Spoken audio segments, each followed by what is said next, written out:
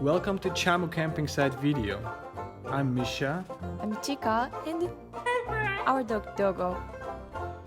We live in Western Georgia and CHAMO is in Vakijvari Village.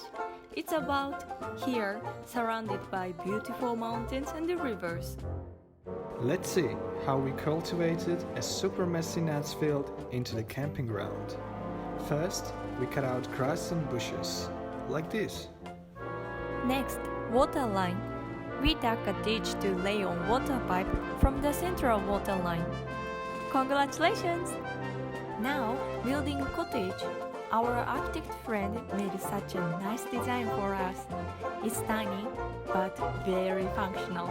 On this process, we had volunteers from abroad. Even it was very hard work, they helped us a lot.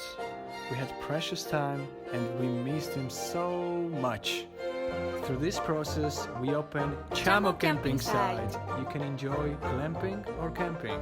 For glamping, you can stay comfortable at functional cottage. For camping with the nature, enjoy campfire, fishing and so on. Also, you can enjoy trekking, T2, swimming and horse riding.